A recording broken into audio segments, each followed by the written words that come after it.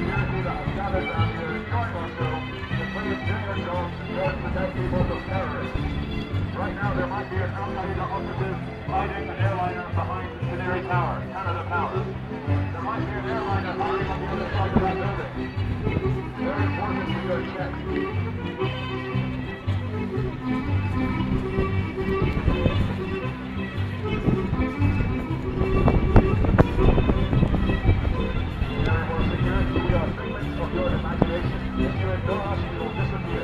By standing around here, you give us attention, and as the third member of the attention is anonymous, thank you very much for your attention and for concentrating your mind on us. Thank you for studying these violations. You're making me smile too much to use the metaphor.